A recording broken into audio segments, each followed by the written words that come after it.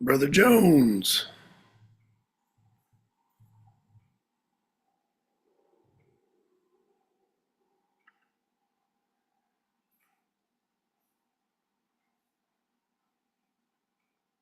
Good evening, sir.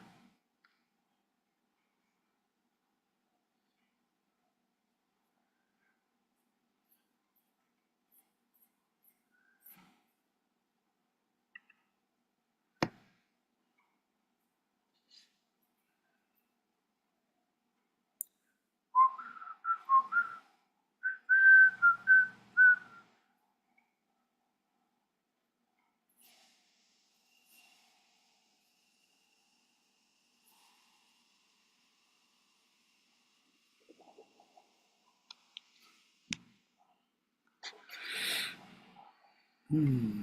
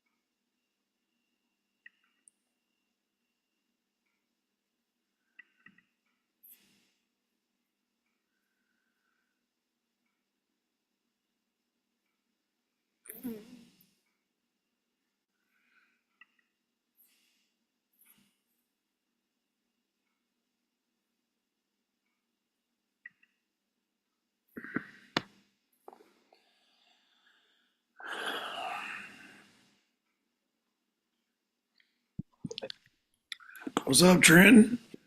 Good evening, brother. How you doing, man? Good, just working. So sorry if I'm in and out on connection. So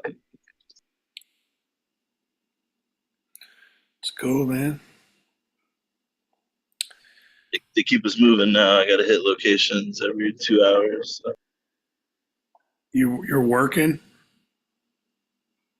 Yeah, I'm a night security guard driving around a little Nissan Frontier in a 27 square mile radius garden solar fields. Got to hit 6 different locations. Solar fields. That's cool.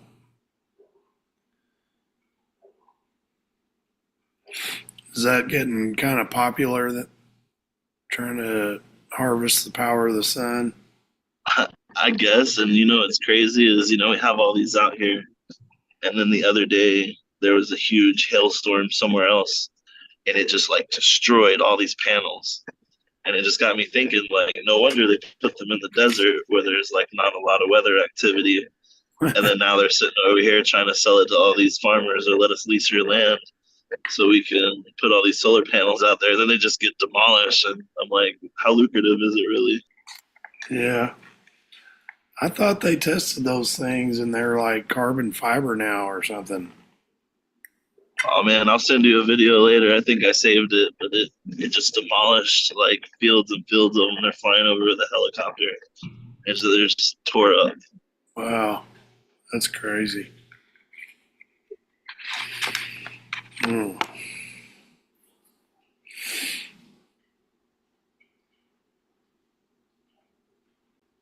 How are you? What's new? Oh, not much. I just chilled around the house today. I went to like a mystery dinner theater at the Hella Shrine last night. That was kind of cool. And Sounds like I a got, hella good time. yeah, wow, yeah, it was.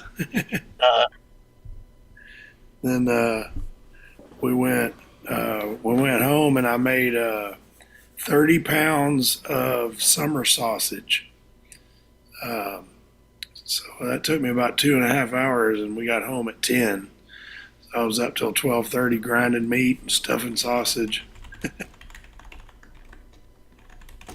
It was was that cool. for an order or in preparation to sell? Yeah, friends of mine, they wanted me to make some because I usually make it with deer meat and hog meat and different things whenever I get an animal, um, and people like it a lot.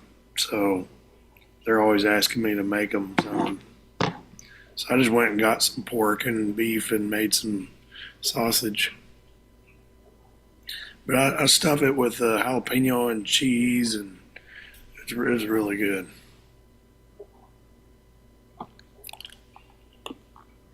Sounds delicious.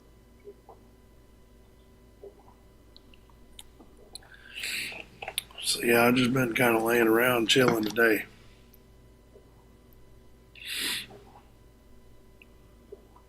Spending time with my little kid and having a good day. Well, my wife was home, so there was no laying around chilling, but still a good day. Did you get a honey-do list? No. She knows better than to give me a list because of my ADD, right? Like, I don't like a list, but it's just as frustrating. She'll give me one thing, and then I think I'm done. Then she'll give me another thing. Then she'll give me another thing. I don't like being told, like, up front, like 100 things to do. So she'll just give me one thing at a time. I like to just tackle what's in front of me.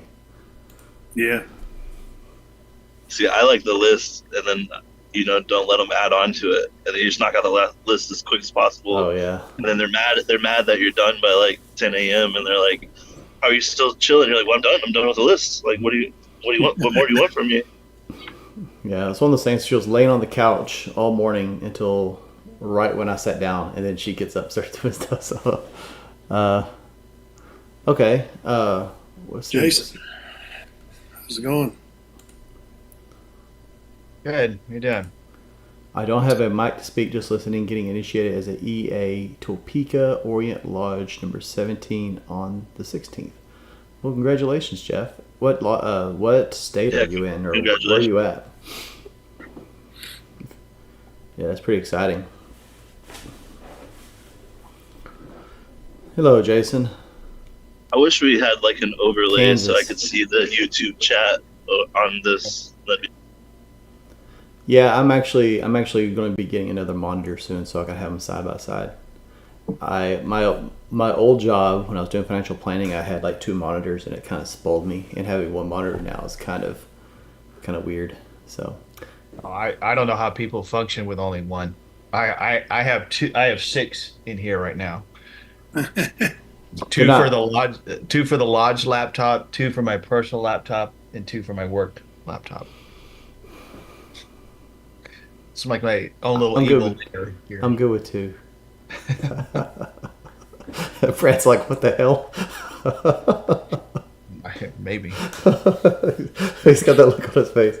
Oh, I was reading what you just read from Brother Mr. Cowger. Yeah, Jeff he's in Cowger. Kansas. Very cool. Yeah, Topeka, Kansas. Sorry, I was squinting. I was like, It's all good. Jason, how's everything coming along? I know you sent the email. We're not live or anything yet. I know you sent the email about the Elks camp. Have you heard anything back, or what's the? Yeah, I'm going to be meeting with him on Friday to actually do a walkthrough to kind of get a layout. It's been several years since I've been there. Okay. To kind of get a layout, find out how many rooms are available, and then the way the property is laid out and some of the other stuff, and then we'll talk specifics on pricing and stuff like that, and then I'll report back to you. I did send a message to Dennis. He has not responded, inviting him to come to the walkthrough with me. Dennis. But he's like, whatever. I'll get to that. I'll respond to him later. I'm sorry. I've had so many different emails lately. I've had a wildfire occur in one of the lodges, and it's just been Every time you wear that shirt, you show it off. Big old bragger. All right. Well, we can talk. We're not live yet. We can talk about that within whatever you think is reasonable, if you want to, Dennis, because I know it's on your mind. But what's that? Just all that, whatever you said you wanted to talk about. I know it's related to that lodge that you mentioned, the wildfire and all that. Yeah. Well, I think it's a subject that we really need to discuss because people don't know what the rules of engagement are. They really don't. Let's do it. Well, I'm good. All right. Let's go live Kick it and off. let's go. Let's go. Me.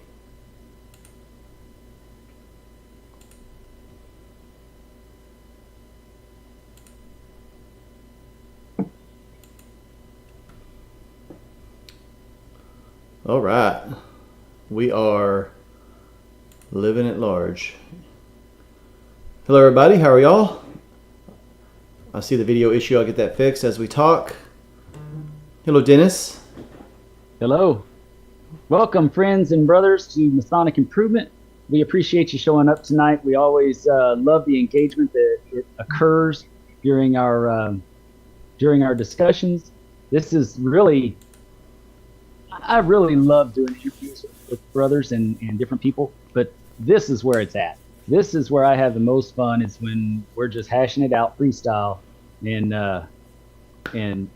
talking Freemasonry amongst brothers and friends and brothers, because we do have a lot of friends that aren't brothers yet that are trying to get in and waiting on their petitions to go through and all kinds of other stuff. So, that's always cool to know about.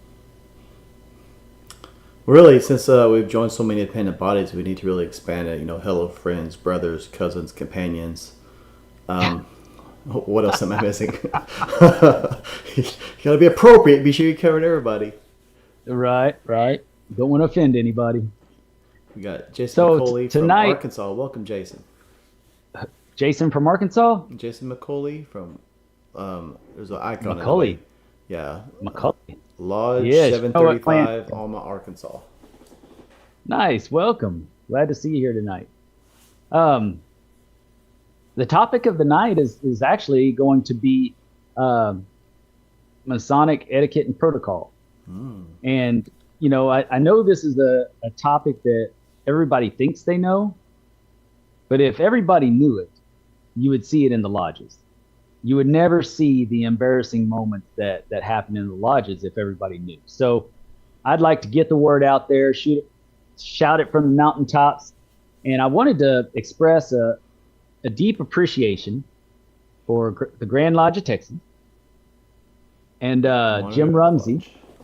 Is that the Yeah, new Jim one? Rumsey worked. Yes, he worked real hard on this, as well as others. But he specifically made sure certain things were in there. Well, guess what's in here at page 103? It actually starts on 104. Guess what it is? Parliamentary procedure. Yes, that long word everybody thinks they know, but nobody knows how to do it. Isn't parliamentary like a kind of cheese or something? Don't you put that on your pizza? Parmesan. Parmesan Oh, that's procedure. nasty. That's nasty. That's probably why they don't read it. They think it's nasty. Yeah. But the thing is that, and we've talked about this several times, and I've got the PDF version of the parliamentary procedures that I can, I'll shoot it over to you, Justin, and you can throw it in the link for anybody to pick up if they want to do that. Awesome. Man. But, first things first, what is the duties of the master of the lodge? Can y'all tell me that? Don't worry, there's no wrong answers. Well, they're probably wrong, but they're not bad answers. To protect the charter That's number one. being taken. Yeah. How does that happen, though? I think maintaining inside and outside the meetings, maintaining peace and harmony among the brothers, but also during the meetings, being sure that things that's a are big one. on point, be sure that the Yes. meetings are going like they're supposed to. That's a good one. How about you, Jason? What you got? Fundraising. Brother Secretary? Okay, I am revoking your license. You are no longer in the center circle. I am revoking your privilege. That was just too much, too early.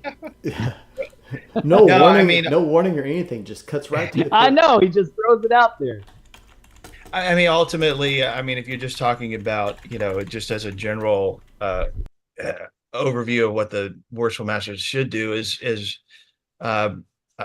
provide that overarching leadership and set an example for the rest of the lodge. I mean, like it or not, the the direction that the lodge takes for that year stems directly from the worshipful master. And if if you are disengaged or your priorities are such that don't mesh with what the goals of Freemasonry are, you're not going to have a successful year.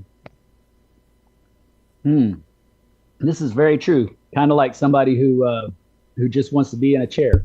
Yes, exactly. The feather seekers. Right. That may have been what I was directly referencing. Brother Hoff, what do you got? You got anything to add to that? Yeah, just making sure that we're following the law for sure, not breaking any Yes. laws to have our Yeah. charter taken. That's to answer your follow up question. You know what y'all were talking about last week about the creating the buy-in. That is continuing on with that. You know, getting the buy-in. I actually did like that episode. Got to listen to it, and it was good. Nice. Yeah, there's a lot of things to approve. The motions and stuff like that. So when motions are made, you have the ability to deny or allow those to go through, which can cause your lodge to go one way or the other. Yep. And it can divide a lodge very quickly doing that. Yeah.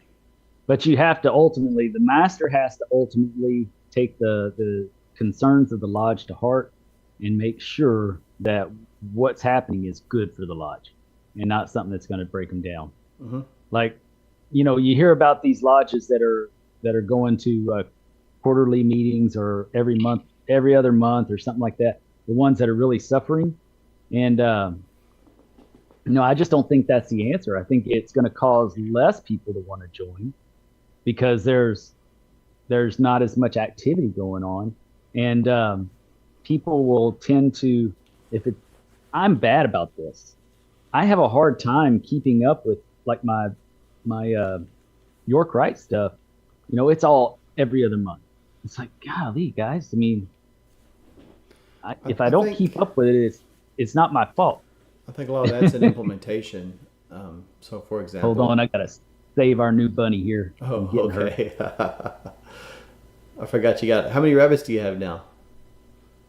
We only have this one. The other one passed away 2 days after we got him a big old condo of a house, and so now I've got this huge house for a rabbit. And I thought, man, I'm not gonna let it just sit there. You overcome I'm with not putting excitement. chickens in it. Going back to what you're talking about with the meetings and everything, I agree it's difficult to keep up. Like, is this the month we meet? I was a member of a chapter in council once where they met every other month, and it was staggered. So like 1 month was chapter, the other month was council, and it did always be like, well, what is it this month? I don't remember what we did last month, but I don't think there's harm in like meeting every other month or even quarterly if you're still meeting for something. And what I mean by that, I'm just thinking of like the York Rite I'm a member of. We have quarterly stated meetings, and we still meet every month. And what we'll do is we'll have a really good meal. We'll have some kind of an education in an informal setting. If we want to practice or something after, we do that. But it's not an official stated meeting. But everybody still knows on the second Tuesday, we meet here at this time, and there's going to be something. That way. Well, go ahead. I was just going to say, that way you're not. You learn really quickly, like how much business do you actually have to tackle when you start doing things like that, because all of this prolonged conversation, it's like you can meet every month and talk for 2 hours or an hour, however long your meetings are, or you can meet every 3 months and talk for an hour. So really, how much did you have to talk about? Right. But if you're still meeting and having conversations and discussing things unofficially, whenever you're actually ready to have your meeting, it's kind of like having those community meetings outside of the stated meeting. A lot of stuff gets streamlined because people have already been having conversations, and they're getting probably even more value out of coming on those off months than they would going to a business meeting. Every organization has to have a business meeting, but it's what you do in between those business meetings. Well, I just don't see it as a good I just don't see it as a good platform for a failing lodge. No, I mean, if your lodge is dying and you say we're just going to meet quarterly, but you don't do anything else, if you don't feel that, a healthy lodge is an active lodge, Yeah. in Yeah, my right. opinion. So Any if organization, if it's active, it's healthy. But if you're it, just it's almost reducing like they're just, activity, yeah. yeah, it's almost like they're just waiting for themselves to die out Mm-hmm. until they don't have enough people to fill the chairs, and then they're going to go away. Mm-hmm. That's kind of what it feels like to me, and I don't like that. I don't like that at all. Okay. But speaking to the point that you had on if you do have a consistent meeting night, even if you're not doing the stated meeting, you have other things you can do. In fact, we just voted on that at Oso Naval Lodge. They've always had 2 meetings and 2 stated meetings every month. And I asked the master if he would put together an education committee for us to bring up best in practice for our lodge so that we can make better use of the second meeting. And we wrote something up, and man, it was voted in unanimously. I love that, man. Everybody wants it. So what we're basically doing is it's still a stated meeting. And the reason why is because I don't want anybody thinking that it's less important than the 1 meeting a month, right? So what we're going to do is show up, open lodge, take care of any very essential business that we have to take care of. If it's very essential, then we'll take care of it. But if it's not, then it goes to the first meeting of the month, each month. We'll open, take care of the basic essentials, then we'll call to refreshment, and then do a floor school as well as education portion right after, and then come back to labor and close the lodge. That's the plan, and I'm so excited because they voted on it unanimous. That's awesome, man. Good for y'all. That's huge. But I've seen so many lodges that have the same situation, and then they just say, okay, we're going to take this out of the bylaws, this second meeting out of the bylaws, and then we're going to do education on that night, and then people don't show up. So in doing it like this as a stated meeting, the officers have to show up. That's their job. And then if you want to be an officer next year, you better show up, because if you're not there, you're not going to get a vote from the people who are there. That's good. That's good. And I made that real clear whenever we made the motion too, is that's part of the purpose of this, is to get everybody ready, and also so that we can start getting ready for degrees, getting better at our ritual, and not only that, but bonding together with real Masonic activity, and not just waiting till the next fish fry to sit around and chew the chud. Yeah.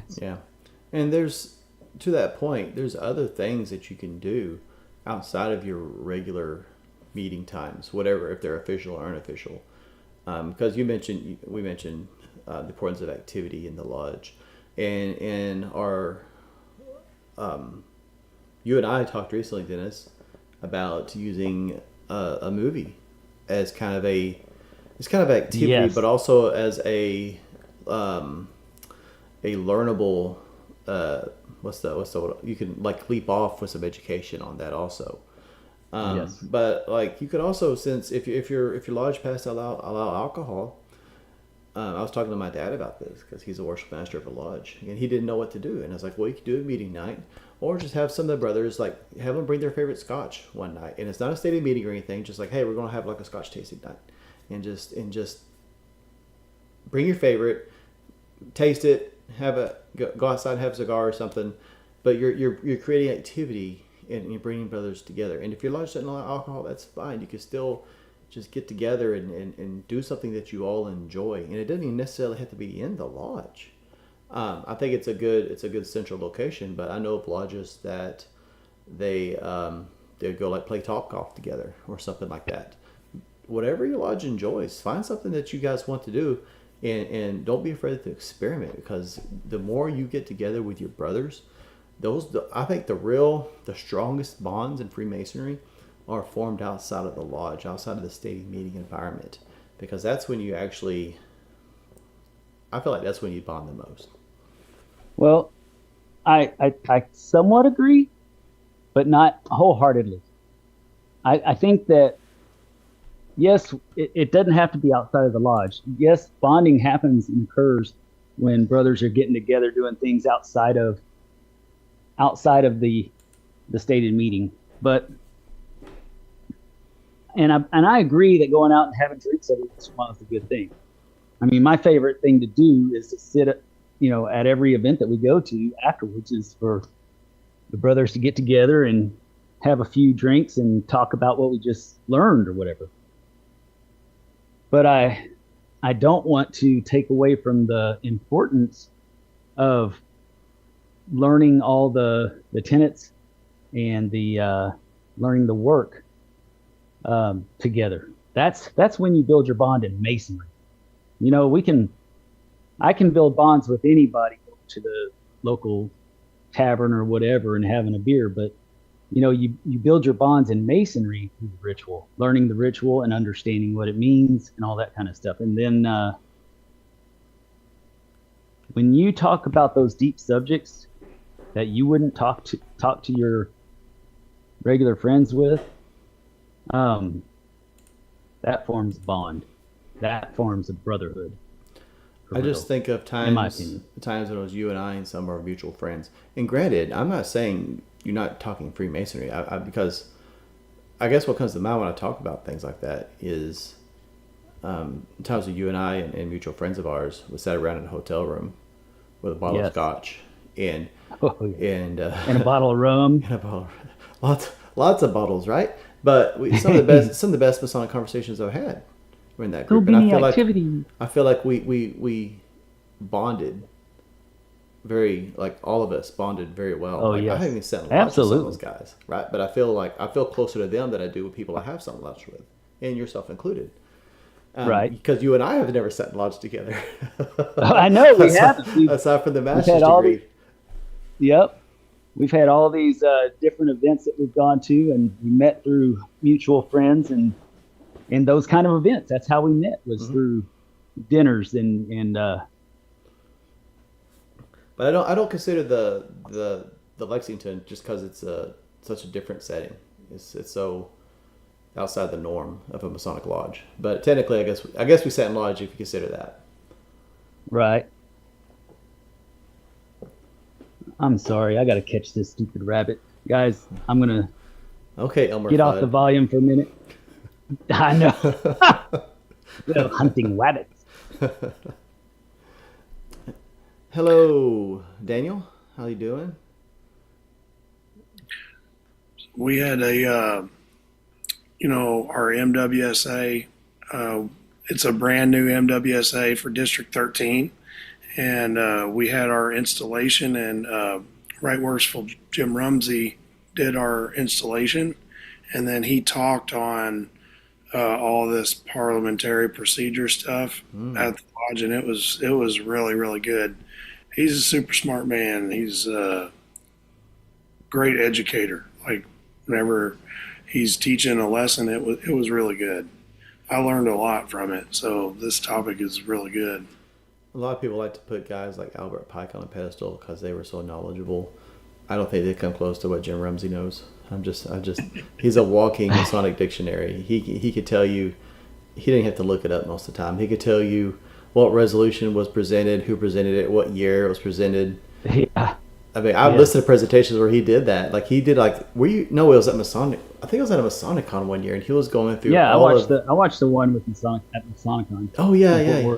Yeah, and he was going through all of the, what was that? Like the Grandmaster's recommendations or something since like 1900, off without a power. He had a PowerPoint, but he didn't look at it. Yeah, he just knew it. It's like, Jesus. Yeah, or at least he made us.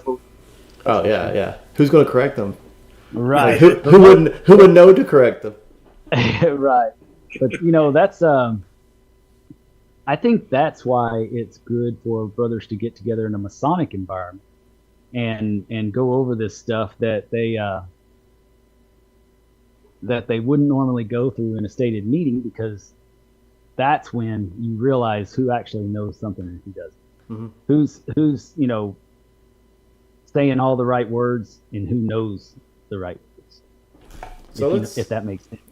Let's circle back to parliamentary procedure then, if you don't mind, because I know that was kind of what you had in mind tonight. Yes. Where did you want to go with that? Like what's your thoughts on it? Well, the thing is most lodges do not follow true parliamentary procedure.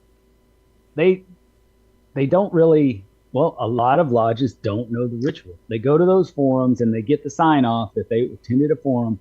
They didn't have to actually learn how to open and close all 4 lodges. They didn't have to go through all that and test their memory. Mm-hmm. All they had to do was go there and sit there and play on their phone while somebody else is talking at a forum. Just right? check the box. Right. Yeah. I don't like. I like going to the forums. Don't get me wrong. I love them. They're truly amazing. Some of the things that are really factual that I thought were different. Then you. I think something's going on with your internet. Is anyone else picking that up, or is that me? Is it my internet? I thought that was me because I was driving. Thank you. He was I know Okay. No, he was breaking up. Oh man. Reshare your thoughts. I'm sorry. Here I'm gonna turn off the video so there's not as much data going. Oh, that's through. already a huge improvement right there. Is it? Yeah, I knew you'd like that. Maybe you ought to turn yours off too. Let's just... maybe. So, the very first thing with parliamentary procedure, you also in Masonry, you also have to know the work, right? Mm-hmm. But the very first thing is understanding the roles of your officers and what their jobs are. And this is one of the things that I really believe in, and that is, if you're going to be a master, number one, I expect that you've already done the OL Officer Leadership Training 101 and 201 if you're going to be a master of the lodge. And then on top of that, you should have gone to the secretary school as well as the treasurer school, so you know what their jobs are as well. Because that's where a lot of the parliamentary procedures just fall out of the boat, because you have brothers that have been in these positions for so long that they tend to believe that they're the ones who are running the lodge. Mm-hmm. Because you have a new master every year, you don't have a new secretary every year or a new treasurer every year. And so they tend to buck the parliamentary procedure when they're in lodge, because they feel like they're above the others. Yeah. So the first thing to understand is the master's duties, which is really so much more authoritarian than any other organization. The master really does have absolute authority in that lodge. There, he can't tell the lodge how to vote or bring up motions and stuff like that. But like Brother Hoff said, he can always table a motion. He can always say, no, we're not going to discuss that, gavel it, and go to the next subject. He has that authority. And a lot of people don't realize that. A lot of these, especially in these lodges that are failing, they've only got 4 members anyways, and those 4 guys show up, and all of them are 70 years old, except for the one 39-year-old guy that's the master, because he was the last person initiated. And so he doesn't really know what's going on. He trusts these other guys, and all procedures kind of go out the door. Yeah. There's Dennis, I have a quick question to that point. Sorry, Justin, to interrupt. Okay. Do you think part of that too is like we suffer from the past master syndrome there a little bit of like, well, that's how I did it in my year versus maybe what's traditionally to be done? Oh yeah, I heard that this last week. I heard a brother say, it's a brother that's been a Mason for many months, and that was his biggest thing, is he doesn't know our traditions. He doesn't know how we do it. And it's like, well, here we are with very few members in this lodge. Apparently, the traditions didn't work. Mm-hmm. So now it's time to look for new traditions, a new legacy to build, instead of holding on to one that failed. It's true, man. And that's, I agree with you. That past master syndrome, it can really get you. and it's not just with the secretary and treasurer, but it is it's with any past master. I think they don't realize that their job is to motivate and whisper good counsel, but to motivate and be the biggest cheerleader they can be for that master. These are examples, in my opinion, of why the forums and OLT are important, because you don't know what you don't know. And sure, it's not the way they did it because they didn't know. And there's no, outside of the forums and OLT, there is no formalized Grand Lodge approved education or parliamentary procedure. Well, aside from the monitor we have now, assuming people actually. What was the quote I heard at one OLT? You have to take the plastic off and actually read it. It's kind of condescending at the time, but yeah, I mean, unless you actually open it and read it, you're still not going to know. And so a lot of these lodges, they don't know what they don't know, and parliamentary procedure would make it makes a lodge. It makes everything so much smoother.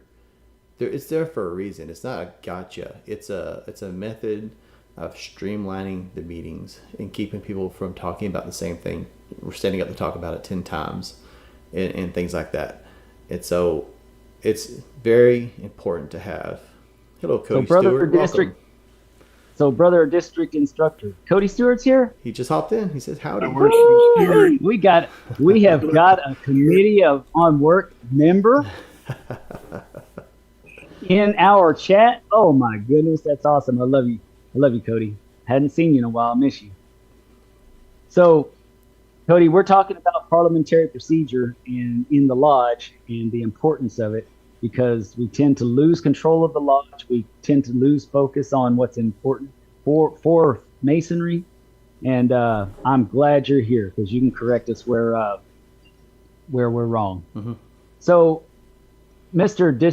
District Instructor of our team here, what is the proper way to address a lodge when you stand up?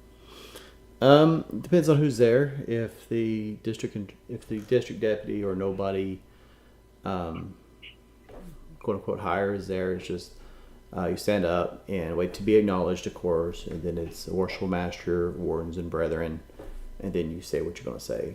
The most common exception of that would be the district deputy. If he's there, then it's worshipful master, right worshipful sir, wardens, and brothers. So you always address the worshipful master first, and then you go in descending, quote unquote, rank, and then wardens and brothers. Absolutely right. So that in itself should tell everybody who has authority of that lodge. Mm-hmm. Even if you have dignitaries there, that lodge belongs to the master. He has fiduciary responsibility, and he can, if there's something that could actually take somebody to jail for in that lodge, he's liable. He can go to jail. He can get that lawsuit filed against him. Him, the treasurer, and the secretary, all three of them are fiduciaries. And if they fail to do what is proper to be written, then it's on them. Mm-hmm. So they need to have their act together. Taking on the jewel and being installed as a worshipful master is no small thing, right? Like you said, there's a lot more responsibility that lays on your shoulders than just the charter of your lodge, which in itself is a pretty big thing. But like you said, certain liabilities could fall on you, and so it's important that you're taking care of business and running your lodge effectively and by the law. Well, and you're only going to lose your charter if you're not doing the things you're supposed to be doing. So, having that in the back of your mind. At one time, there was a Facebook thread last year sometime, and somebody had asked, what's the duty of the master? And the thing that the guy said, the only responsibility is keeping the charter on the wall. And at the time, I'm thinking, that takes a lot of responsibility away from the master, because he has so much to do. But in reality, if he's got all that responsibility, if he takes care of all the things he's responsible for, then that charter is going to remain there. So I didn't think it through But I immediately went to this state of thinking, oh my gosh, if that's the only thing that you care about, then, but then thinking about it now, that is the reality, because you have to do what you got to do to take care of that lodge and take care of that charter. I've heard worshipful masters, when they're installed, they were asked, what is your goal for the year? And their response is to keep the charter. And frankly, really, but they may not have meant it. They may not have meant it the way that we just did, though. Maybe not. Like, because really, I would say it's almost hard to lose your charter. Like, you have to do some pretty negligent things, I think. Yeah. Over a period of time, or some really dramatic stuff to really lose your charter. I don't really think it's a lofty goal, because I think you're just. It's like you're on a boat, and like, what's your job? What's your goal? Oh, to not sink. Well, duh, dude. Like, where are you going with it? Not sinking and actually knowing what port you want to go to are two different things. And if I get on a ship and I ask the captain, where are we going? He's like, I don't know. I just hope we don't sink. I have really big concerns right away, right? Right. So, yes. So I want to know, like, where are we going? Not sinking is a given. Like that. Like, if we're talking about sinking, I have concerns. It's the same thing with a lodge. Like, keeping the charter is a given. Like, that's not the goal. That's a given. Right. What is your actual goal for your year in the East? What are you going to do as worshipful master? How are you going to be a year from now, being able to look back at the lodge today and say, this is how we improved. This is what we accomplished. That's what I want to know. Not, well, we still got our charter, guys. That's great. Right. Here's to the charter. Well, if you're not moving forward, you're moving backwards. Yeah, that's a fact. There was actually sorry, I didn't mean to interrupt you. There's a picture that's been floating around. I meant to send it to you. I didn't send it to you. There, in Itasca, Texas, there was a Masonic lodge. It was R.E. Lee. I don't know what the number was. But Robert E. Lee?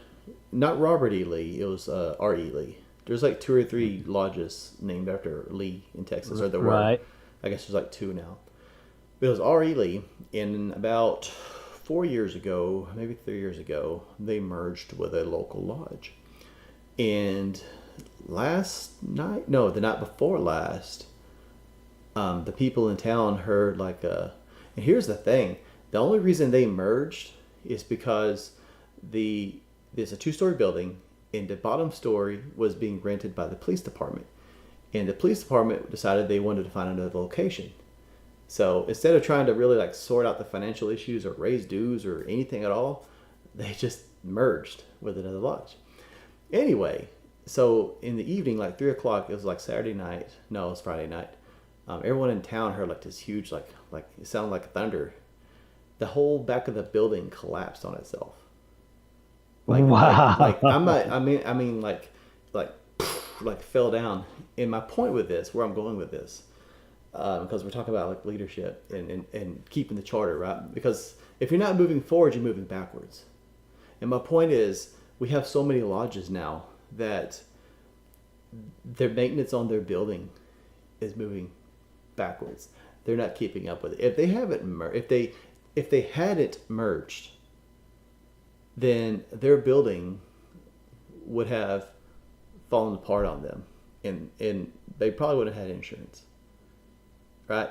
So that's a big problem. And so right. if you my really where I'm going with this is, if you can't say this is where we want to be a year from now, then you're moving backwards. A lot of lodges are losing members faster than they're bringing them in. They're losing money faster than they're bringing them in. And so if you don't have a goal on how you're going to improve that lodge, 12 months from the day you're installed, your lodge is moving backwards, and that's not leadership. That's just maintaining a status quo. Right. Yes. I now want to present the question of oh golly, I had it just a second ago. I'm looking for that picture to send you real quick too. Okay, when let's say the master acknowledges you and you speak on a topic, what's the procedures for seeing that go through to emotion? You asking me or you want someone else to answer that? Anybody that wants to. Bueller. Sorry, I was trying to get this. Okay, I'll answer it. Go ahead. I'm about to send you a picture, Dennis. And this is one of the biggest issues. Oh, go ahead, Brother Hall.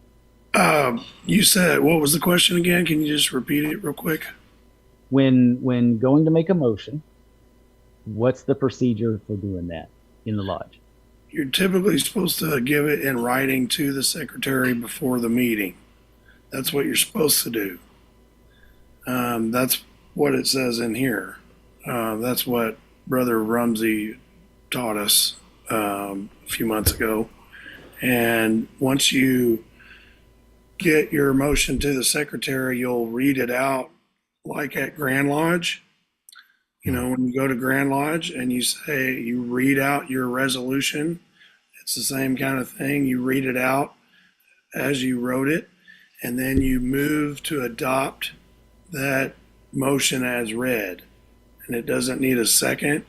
It just needs to be discussed and voted on. Right. We often look for a second, but I think you're right. I think it doesn't require a second. But the thing that I like that you said the most is that you write it down and submit it to the secretary, and that way he can put it on the agenda properly. It's properly on the agenda, and he can make any changes. If there's an amendment, he's the one that's supposed to write down those changes, and I can tell you, the master should look at that after the amendment's done. Because if he doesn't write it down as what the will of the lodge was, then that's a problem. And there's secretaries that'll do that. If they disagree with something, they just won't write something down and then say it's not in the minutes. I personally have seen that, and it just really, really pisses me off when I see something like that. That's petty. Yeah, exactly. They do not need to be in their seat. Yes, that's an abuse of power. That's an abuse of fiduciary responsibility. Well, the other night when I presented the motion on behalf of the education committee, I did exactly that. I also had a little story involved, a little educational piece that grabbed their attention. I started with a little educational piece that grabbed their attention, and then I told them line by line what the intention of doing this are going to be, and what we will do and what we will not do. And it didn't take long. It only took me about 5-6 minutes to do the whole thing. But I had everything I knew that they would be, the questions that would be asked, I put them in there, and I had the answer for them already. That way, everybody was clear exactly what the intent of this document was. Because in reality, once it's voted on and approved, that's basically new law for the lodge, right? And that's a governing document of that new law. And so that's why you're absolutely right, Brother Hoff, that it needs to be written down. And so I had mine printed out. I typed it out, printed it out, and after that I made the motion. And of course there was a second. I had planned on one of the other brothers of the committee to stand up and show how it's supposed to be done properly by standing up, being acknowledged, and then saying that he was going to make a second or whatever. And then somebody else had already just stood up and blurted out, I second that. Everybody wants to be the second, right? They all, I second. They just want to be in the second guy, right? Well, I'm glad you pointed that out, because that's a peeve of mine. Well, one of the peeves as far as parliamentary procedures goes is you're absolutely right. You're supposed to stand up, wait to be recognized, and then make your second. That's because otherwise the secretary is going to say, who made that motion? Who made that second? Stand up and wait to be recognized, and then second, and then you sit back down. That's all you do. Yes. And if you can't do that, I'm sure somebody else can do it. Yeah. If you have a problem standing up and doing it proper, then ask the guy next to you. Or just raise your hand. If you can't stand up, like if you're broke a leg or something, raise your hand. You still be recognized and make your motion. That's true. And the other, since we're on my peeves, my other big peeve is really you're only supposed to talk about the talking point twice. Yeah, 2 times. 2 times. And you get like 2 to 3 minutes on each time, 2 times, and that's it. You don't get to stand up and just go back and forth with 2 people standing across the room going back and forth about a subject. If you're doing that, you should have had a committee meeting before. Like that's a committee conversation you're having. And what you mentioned having the emotions on paper before. I really just want to emphasize how well run that means your lodge is, because you have an agenda, you know what's going to be talked about, and you know what motions are going to be made before you even start your meeting. No one's getting blindsided by anything. You know what your meeting's going to look like. People know what to expect when they go in there. That's fantastic. That's the goal. I really have to say kudos to the master of Oso Lodge right now. He's pretty good about that. In fact, he sends out an email to everybody before the meeting that this is what's going to be talked about. This is the order of business. It's not in agenda form. He just prints out an email, but he does tell everybody this is what's on the agenda for this meeting, so everybody knows already. So if they've got an issue, then they can show up and give their point of view. But I really like. You don't see that very often. I haven't seen that very often. I'd like to address something that's in chat real quick, if that's all right. Yeah. So it's a new person, Acero. But question, I submitted my petition a month ago. How long does it normally take to get voted in? Or is it different for every lodge? And Brother Hoff responded, typically you want to hang around and show up for events as well as go to stadium meetings. Once they receive your petition, they will assign an investigation committee. And then he responds, okay, I was instructed that I didn't need to show up to any dinner or meeting until I was voted in. I appreciate your response. What are your thoughts on this? Well, here's my thought. It could be a lodge that meets outside of lodge for fellowship. I would like for him to answer that if he went to any fellowship before doing this, because that's kind of strange that nobody wanted to spend time with him before signing his petition. Yeah, is there any kind of interaction before or after they signed your petition? Right, that's disturbing to me. Yeah, that's disturbing. And that's kind of what I thought too. Like that's kind of why would a lodge not want to get to know a guy better? Even if you already received the petition, why would you not want to get to know the guy better before the degree? I don't know how would that not be beneficial to the lodge or the guy petitioning? I don't understand. But like you said, I usually do something else. I usually will sit down. I don't care if I'm a member of the lodge or not. If somebody is new, I will usually sit down with them at dinner and talk to them and see what their intentions are. See what really drew them to Masonry, and see if it falls in line with what the tenets of Masonry is.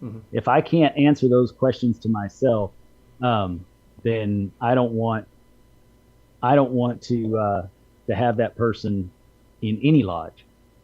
If they can't answer something to qualifying questions with me, it may not be my lodge, but I'm still a Mason in Texas, and that person would end up being a Mason in Texas. And I don't want. I think it's all of our jobs to protect the West Gate. I think it's all of our jobs. It should be everyone's, even if you're not wanting to be a signer or whatever. It should be everyone's job to go and visit with that new guy and get to know him. And that way, you know what you're getting, because this is a lifelong thing, right? Though you want to know what you're getting coming to your lodge before you even take that petition. Acero, I asked him how many, but he said he did show up for dinners and got 2 sponsors, and after that he was told to wait. And I asked him how many dinners. So that's good at least. At least they're doing that. But no, I've seen it before and I think I've told you the story where I was at a lodge and a guy, it was a practice night. We're sitting there around the table in front of the door. A guy came in off the street, and 5 minutes later he left with a signed petition. And nobody knew this dude, right? Man. That's what comes to mind immediately when I read things like that and I perceive it like that. So yeah, it's a bad practice a lot of lodges are doing. Well, and then that same guy is going to end up being a master in a couple of years, because that lodge is failing are dying already. That's why they're accepting that petition so eagerly, because they're afraid of dying. They can't pay their bills, so they want a new Mason to come in. But yeah, oh my goodness. Well, and the thing is, if a guy, he did 2 dinners and spoke to everyone at the dinner, that's good. That's good. That's good. Yeah. If a guy comes in off the street and nobody knows him, he leaves with a signed petition. Say he did stick around. I don't think this guy even came back, which I don't blame him. But say he did stick around and went to the east. That's what he sees as the norm. That's what he expects. So a guy comes in, he should leave with a petition and it should be signed. However, if you do if you have procedures, if you have a policy, well, hey, this guy needs to come visit us for 6 months. He doesn't need to get a petition until then. And if we see any red flags or have any concerns, it takes longer, or we just ask, we stop inviting them. And it's not a given, we invite them, right? If that guy came in, by the time he's a worship master, that's his expectation. He understands you have to slow the process down, right, Worship? I know you appreciate that. He understands you have to slow the process down, and that's his expectation. And so you're a product of your raising, right? Both as a human and Masonically. If you're raised in the policies, the procedures, and the rules, and the regulations, and the norms and cultures of the lodge that you receive your degrees at will be the perspective through which you look at other lodges, policies, procedures, and so forth. So that's why it's so important that you got to start somewhere. You start adopting these things at your lodge, and especially when these new guys come in, because it's easier to train a puppy than to teach an old dog new tricks. So when these new guys come in, that's just the norm for them. That they don't know what to expect of what's not normal and what isn't. That's why clandestine lodges are so successful, unfortunately, because people come in, they don't know what to expect. So my point is, raise that bar for these new guys. You might not be able to retrain the new people, the older people that have been around for a while. Not old people, but older Masons that have been, like you and Dennis and I, 15 plus year Masons. But these new guys, if you start teaching them right off the bat the right way to do the Freemasonry, the best practices for the lodge, when that generation is ready to step up and lead the lodge, you're going to be on the right track. I'm glad you said that. Best in practice. That really is the way that we ought to carry ourselves in our lodge. Is our goal should ultimately, and everybody's vision in every lodge should have, we are working towards best in practice procedures and policies and procedures to have an effective, lodge, whatever, however you want to write it. But I think that should be in there, because there's so many things that we get stuck on because it's always been the tradition of the lodge or whatever, and some of them are not good traditions. Nope. And they need to go. And some of them, it's kind of like in one of the degrees, you're supposed to have white gloves. Mm-hmm. I have a set. Mm-hmm. I have them with me at all times, so that I'll have them for my lodge because there's some lodges that require you to wear white gloves when you're there. I have mine all the time. Mm-hmm. And everybody should have a pair because it's in the ritual. But people don't. Jason McCauley says, I think people do it to add members, talking about the petitions and everything. And you're right. It was mentioned earlier that we let people in because we're afraid they won't stick around. Here's the thing, and I'm not going to try to sidetrack this and go down this lane. If your lodge is charging high enough dues that you don't have to worry about finances, you can afford to be picky about this guy, right? I think a lot of lodges, they charge at most $100 a year, and they don't have enough members that are dues paying to cover the cost of the building, and they do all these fundraisers. And the fear is, if we don't bring in new people, who's going to keep doing this restaurant business for us? Like, who's gonna be the new guy that's gonna fry fish if we don't do this? Because that $100 a year isn't gonna make a difference. They're not worried about the $100. They're worried about, hey, this is a new guy that we could put to work frying fish, selling pancakes, cooking green beans. That's the worry.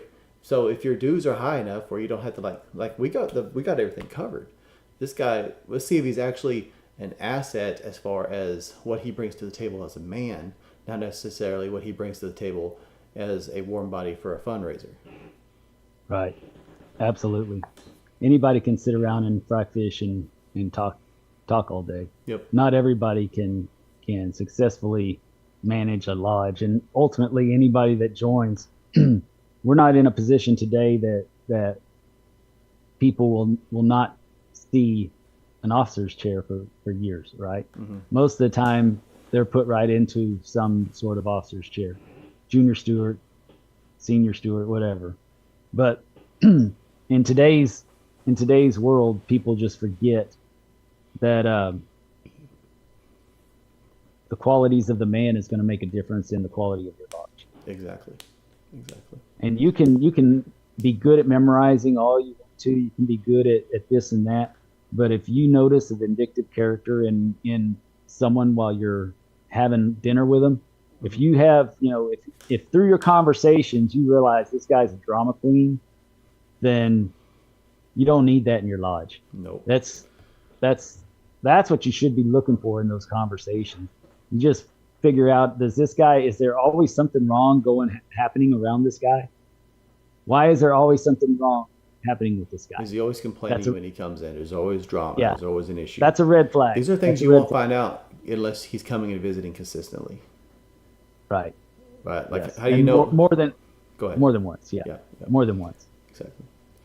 So this is going to seem really short, but I'll say this: I live right off 35, and I have to go to work in the morning, and I expect 35 to be bumper to bumper. And so this is going to have to be an early night tonight. Are you kidding me? I am not kidding. We touch into anything. Yes, we did. We barely touched into anything. We've been at it for an hour, man. And you talked so much that nobody else got to say anything. What? How the turntables, Dennis.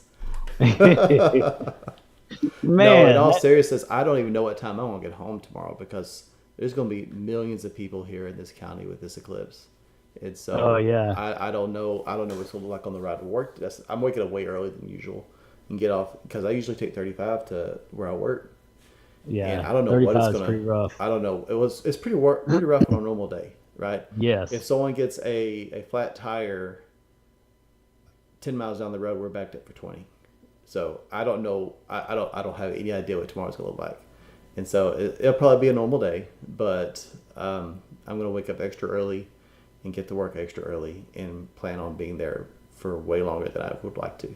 So that's why I'm cutting it short, just because I say cut it short. We usually try to go for an hour, but I want to be sure we're prompt this time, just so I can get to bed early. Some people are instead of emergency from the governor. So I really, frankly, I think this is going to be like a non-event. But just in case the rapture happens, I want to be sure I wake up early so I'm not sleepy. The rapture. Oh my gosh. Oh man. Somebody I agreed to do this show with you. Somebody sent me a meme where they were going. It was a joke, but talking about getting a whole bunch of inflatable dolls and filling with helium and letting them go during the eclipse, so people think it's the rapture. That would be so funny. Oh my gosh, that's so funny. Yeah. So let's move into final thoughts. Does any of our inner circle here have anything they'd like to share? Going once. Going No, I'm twice. good. I just want to go right back to what you said in the beginning. The worshipful master's job is to, what it says in here is maintain order, peace, and harmony by whatever means he deems most appropriate. Oh, okay, yeah. And to basically try not to like let anybody go away mad, or make anybody feel put out. Mm-hmm. But to do it in a peaceful way, peace and harmony. Although we can disagree, we don't have to be jerks about it. We can Yes. do it nicely. Absolutely, because that's what Masonry was built on. That's why we are supposed to be better than the profane outside of our lodges, mm-hmm. because we're supposed to be able to have those big debates, talk about the hard topics, any hard discussions, and then at the end of the day, hug each other and walk away. Yep. Because we're brothers and we're Masons. I absolutely agree with that. I love that. So I know Dennis likes to go last. I'll say this. Learn parliamentary procedure. If you don't have a copy of the new monitor, get one. And is it on the Grand Lodge website, I assume? No. Hold on. It's in the new monitor. Mm-hmm. It's not on the Grand Lodge website. Let me. You can get it on the Texas Mason app if you pay for the actually. I think you just pay for the basic subscription. You get the monitor. But it's not so easy to. Well, yeah. Yeah, I don't prefer to read things on my phone if I can help it.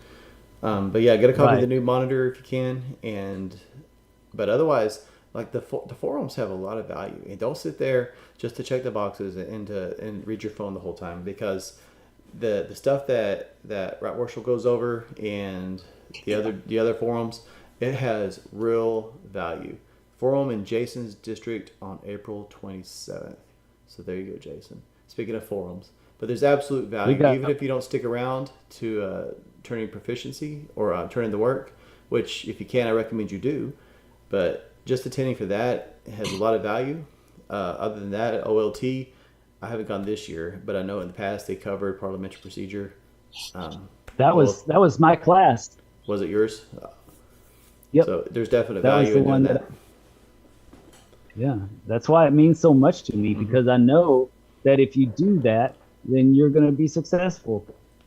If you can, if everybody knows those rules and follows those rules, you'll be successful. Absolutely. Because that's what keeps peace and harmony, is orderly conduct. A well-run lodge is a happy lodge, and a happy lodge is on the right track to growth and success. I'll add these final things before Dennis jumps in. If you're not a member of the Inner Circle, there is a link in the chat. There'll be a link in the description of the video. Strongly consider it. We do post ad-free content for all the members. We do have exclusive in-person events and so much more. I don't think if the Inner Circle didn't provide value, it wouldn't grow. And it has been steadily growing over the past probably like 2 years now. And so definitely consider that. Lots of value in the Inner Circle. I get value. And so I hope the members do. And other than that, be sure to pop a like, subscribe if you haven't subscribed yet, because both those definitely help the algorithm. And thank you so much for listening in this evening. What you got? And Dennis? if you want to be an Inner Circle member, then I just sent you that parliamentary procedure, so you can put it in the put it on the line. Mm-hmm.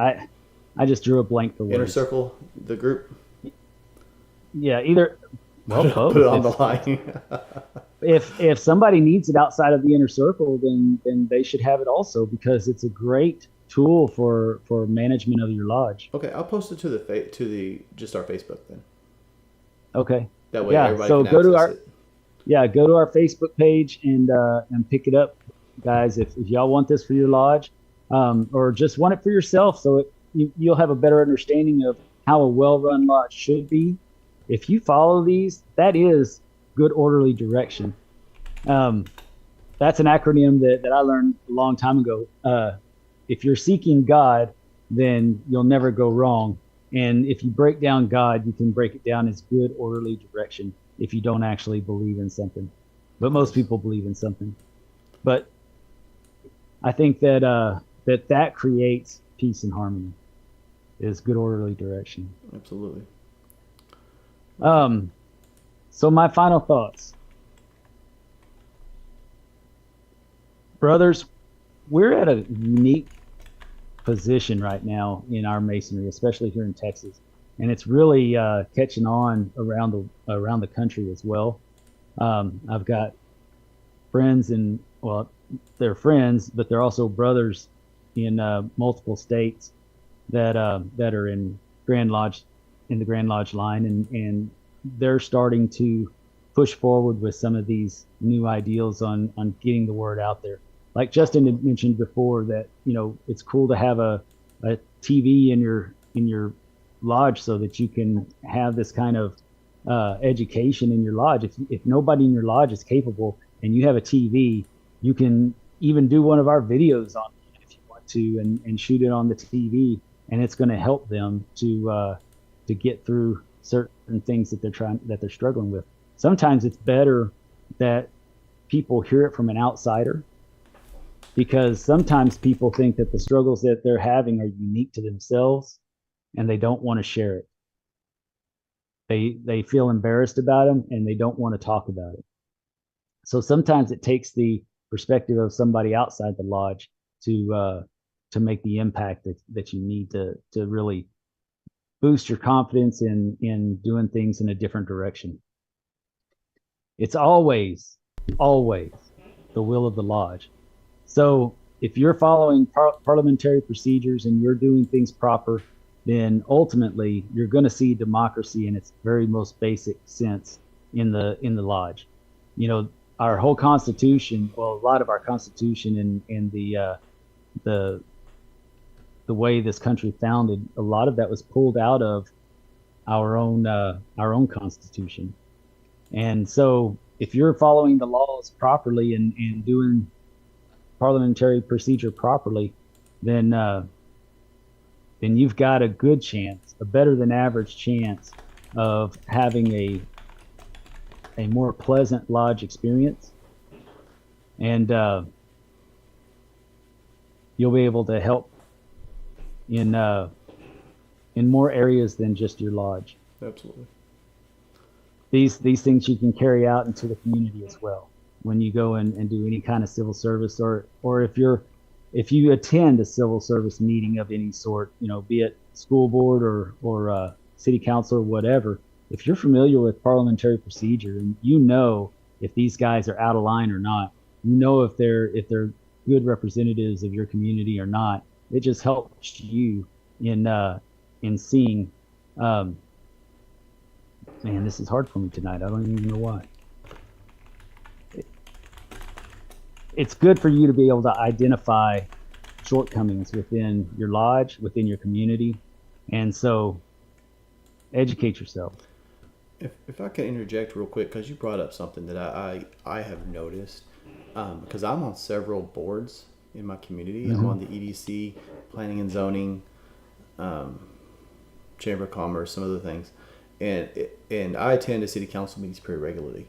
And I have noticed that actually learning parliamentary procedure and participating in lodge meetings has put me well ahead of a lot of people as far as how meetings should be run.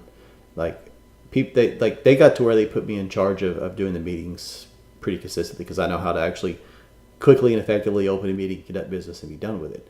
But I have seen like city council, not necessarily my community, don't misunderstand me, but I've seen city council people that he and haw around so much and take a meeting that's already lengthy, because there's no parliamentarian, right? There's no point of orders. But not to be concise, I guess, is like that the value that I got just from learning this in my experience in the fraternity is really applicable in the outside world. Because as Masons, I think we should, as we grow as men, we should want to be involved in organizations. Not necessarily, I'm saying you don't have to be in city council or anything, but we should want to be involved in our communities more as we grow as men. And those things we learn as far as how to effectively run a meeting, and parliamentary procedure is the act of running a meeting effectively, go a long ways. They make you invaluable. Right. Sorry about that. I didn't mean to interject. No, that's good stuff. Go ahead, Brother Hoff. Yeah, can you hear me? Yes. Mm-hmm. Okay, I just wanted to say,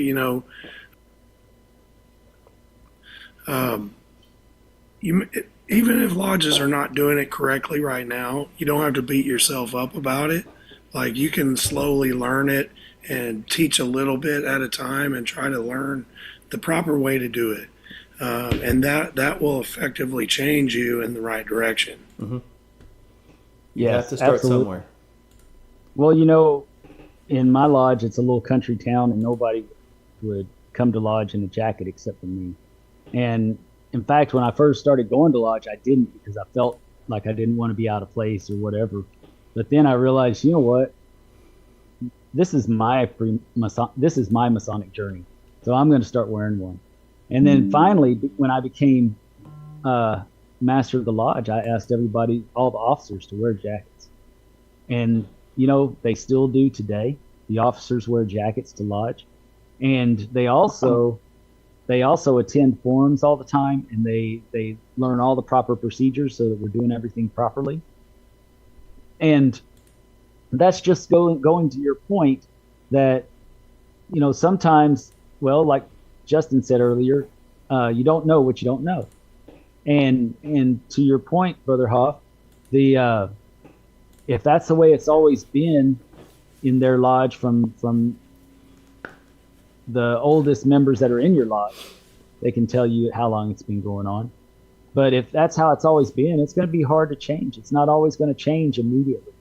You can start with the officers, though, and ask them, look, we need to start setting a precedent. So when you do this, you need to do it properly. You need to set the pace. You know, we also,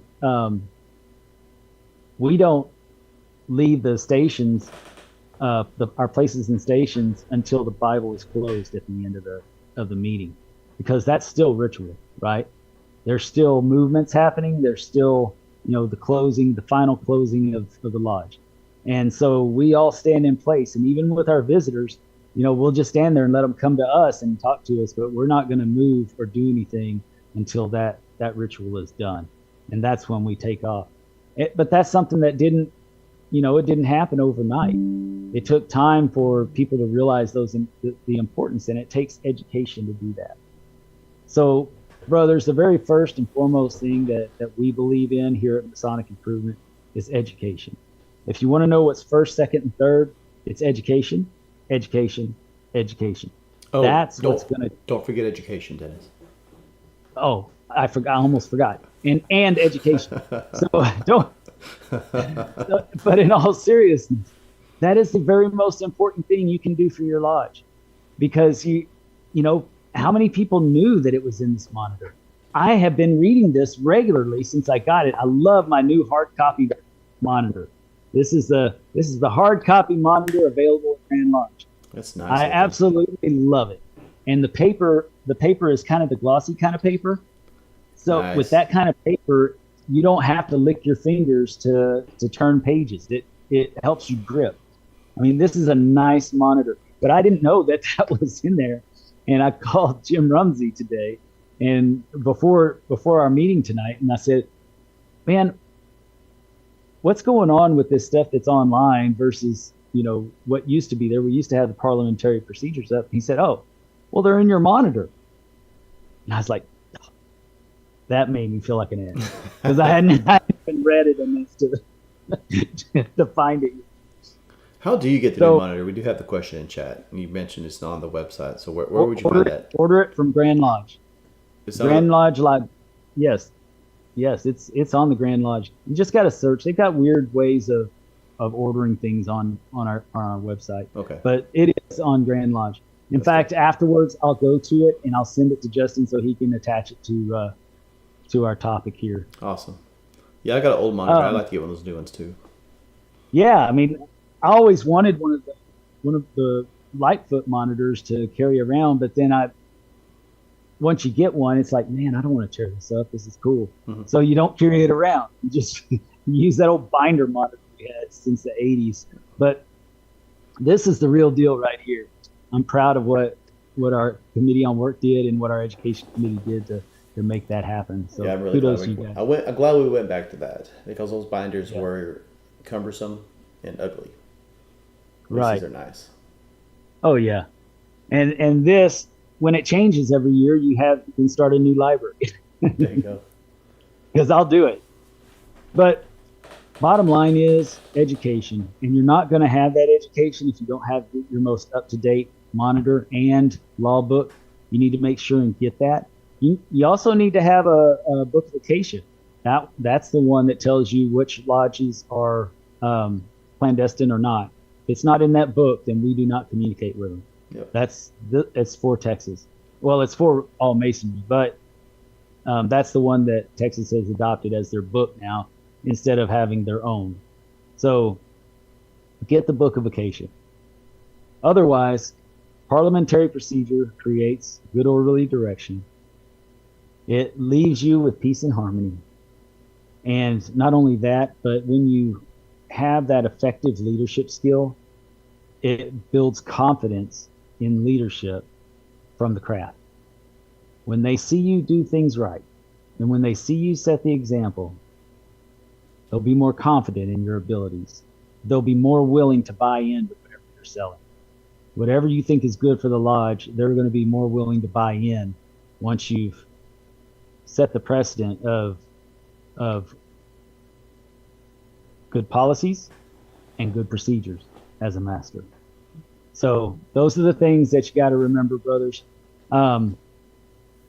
If you do want to become an Inner Circle member, there's a button that says join, and you join through that. And the smallest to the highest level, all of our Inner Circle means something. And Absolutely. they're invited to all of our Inner Circle stuff. So if you find the stuff that we talk about valuable, please support us so that we can upgrade our equipment. We can upgrade our communications. You know, we're still working off of our laptop. Well, I'm working off my laptop camera. Thank goodness it's supposed to be 1080. I don't think that the Zoom will let you do actual 1080 though. But I don't think so. Not without being choppy. Yes, I can't do it for sure. But either way, brothers, it's all about creating an environment that people want to attend, they want to go to, getting the buy-in of your lodge to support your lodge and not just go to lodge, having the strength and ownership in your own for you to manage that lodge the best way you can. And you always want to lead with those famous words of Joe Cahoon. If it's good for the lodge, do it. If it's not good for the lodge, don't. Very simple. Following the law, you won't go wrong. That's good for the lodge. Education is important. We talked about that earlier as well. You're not going to get there unless you start educating your members. That'll also bring your brotherhood back together in unity if everyone's on the same page, learning together and doing these things together, going through this metamorphosis together. If you change together, it's a great thing. Mm-hmm. If there's several cliques in your lodge and only one clique changes and then the rest of them don't, then as soon as you're out of influence, it's going to go right back to the way it was. So educate your lodge, educate yourself, take it out to the community, be the best person that you can be. Live your best life as a Mason. Other than that, keep it between the points. Awesome. Later, brothers. See y'all next week.